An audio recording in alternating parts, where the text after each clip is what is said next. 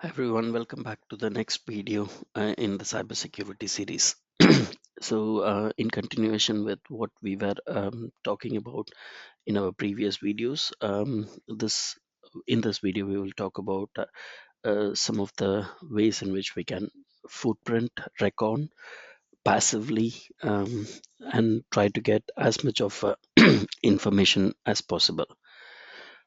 So let's go power on our VMs. So ignore all the VMs here. There are a lot of VMs which has been set up and developed here. Right. So this is our topology. If I can quickly go and look at the topology which we want.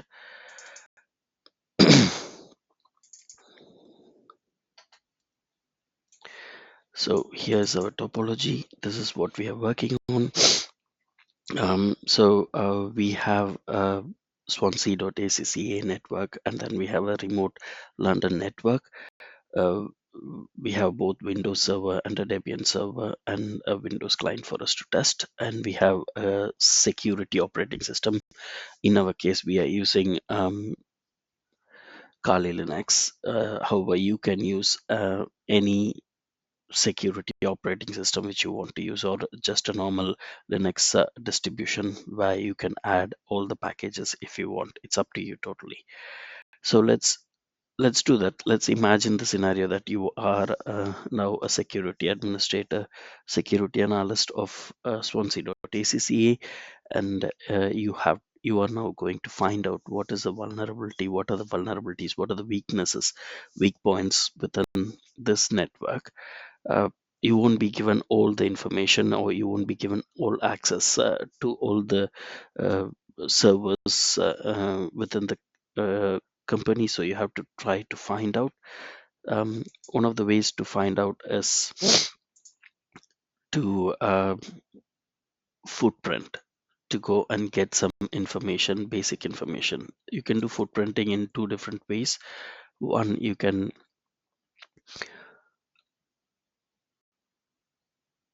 right one you can do it actively, which means that could create a record in the target mission. The other one is we can do it passively, which means you're not creating any records or logs within the target mission.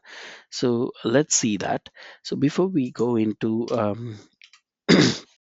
what we are going to do in our missions, we can in general look at what footprinting is and how we can do it. So one of the site, or one of the infrastructure which I would be taking up for this demonstration is itsecgames.com. I don't know if you have seen itsecgames.com. So it's one of the itsecgames.com. So it is an HTTP site. It is for us to use it. You can test this network. This is for us to learn how to secure a network for any students who wanted to use a tool, actual vulnerable app. Then you can download this app here. It's called a buggy web application. That's for educational purposes. So we will try to get some information about this ITSec games. So in that means, the first thing I would be doing is I would be going to see what about this information. So one of the ways I can do is I can go to whois.com and get some information about that website. So which is itsecgames.com, and let me search. So here we could see it has some domain information, itsecgames.com. It is registered in 2012. It is updated on 22nd of May 2025. client, renew, all these things are prohibited. And another important thing is the name servers. So you can see that you have NS53 and NS54 as their name servers here. It is registered. You can get the registered contact, but nowadays all these contacts are being anonymized. You can get the technical contacts as well. So the other way you can do is you can still use who is this time who is domain tools. This is another tool, itsecgames.com, which you can use to find other informations as well. So this is 4,892 days old.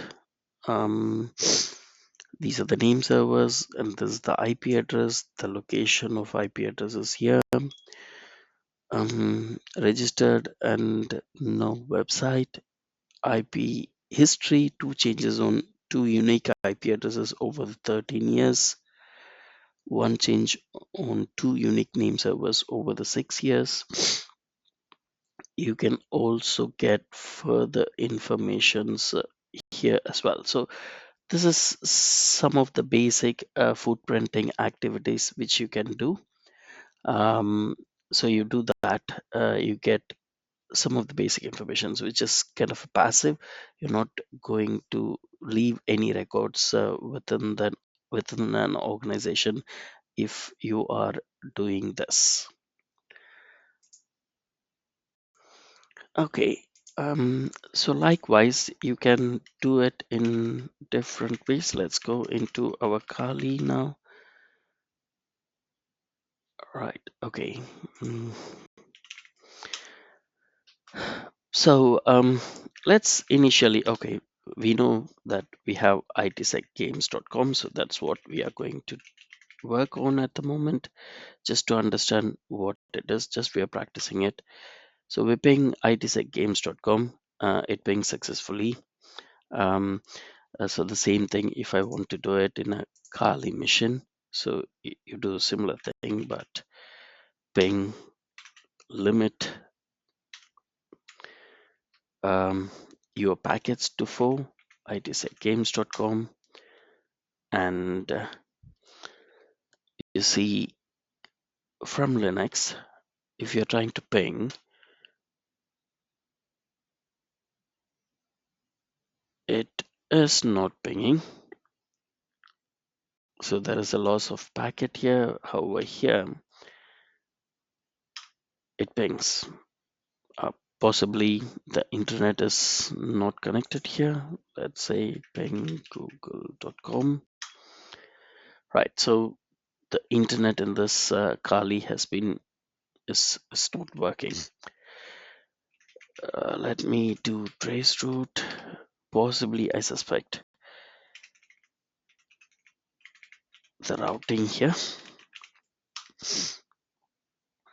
Yeah, right. Okay, so it goes to 192.168.1.1, which means it is not using IP route. Right. So the default one is 192.168.1.1. So all the packets are routed to the default one, which is 192.168.1.1, and then it goes to the second metric, it goes to 10.0.2.2, and the third metric, it goes to 10.250, which is so we can play around this if we want to do the internet access to work around that one as well. So it is not pinging because you could see that the route is by default going here. That's what the network is. So what I wanted to do is just for now, because I'm just going to directly reach out to the internet, I'm going to delete the default route, which is 192.168.1.1. This is not the best practices, but for now I want to access the internet, so I just do it. So now you could see that you can ping. So now let's ping www.itsecgames.com. So yeah, you get the ping report. So you can successfully ping both from Linux and from the Windows networks, right? So when we are talking about the ping, that is something which we can. I think it is important for you to know. Like we might have learned when we are doing the basics networking that there is an maximum transmission unit, and the maximum transmission unit, which is MTU, is 1500 bytes. So we can check whether this is the same default configurations which we have in ITsec games as well. So let's do it this way. I'm just taking it in Windows network, itsecgames.com. So I say do not fragment, uh, and then I say I'm going to give 1400 as a size, and I could see that uh, with 1400 bits, it is sending 1400 bits. However, if I just go here and put 1480 bits, and it says that packets need to be fragmented. This is the reason here is because MTU allows, by default it allows 1500 bytes, and if it is more than that, then it could be considered as jumbo bytes, jumbo packets, right? The frames. So within a network, it could allow a data or a frame with the maximum size of 1500. But it is not just the data alone. It also need to have some informations like data headers, IP headers, kind of things. So an IP header is usually 20 bytes, and the because this is a ping packet, so maybe a ICMP header would be 8 bytes, so 28 bytes. So which means the maximum size you can send is 1472. That would be the payload, that would be the data load. The packet size, the actual data, would be 1472. If you send 1473, that's where it says that the packet needs to be fragmented because it is over the size. So which here says that uh, yeah, it is on the default size. The MTU is set for default as well. We can try it here in Linux, but maybe a different command. So you have to use uh,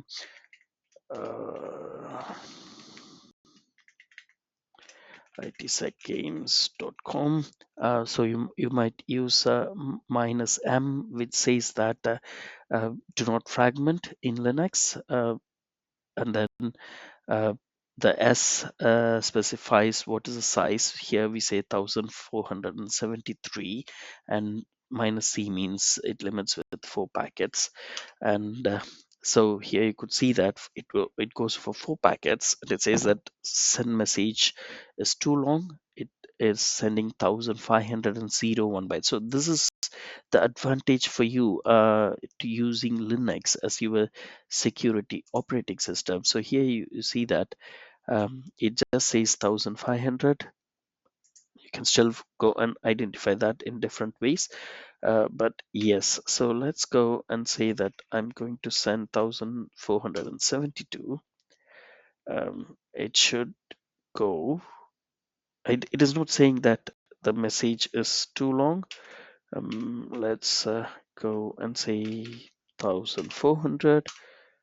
Here we go. So it goes. I don't know why it is why 1407. It doesn't say that the message is too long because it is well in size 1500. So it could be something else, which is the reason. We can go deep dive and check what the issue is. So here you could see that it is 1400. It goes, and it says 1428 bytes, which means that the 28 bytes which is additional are the header files. out of which 20 bytes are IP headers and 8 bytes are ICMP headers as well.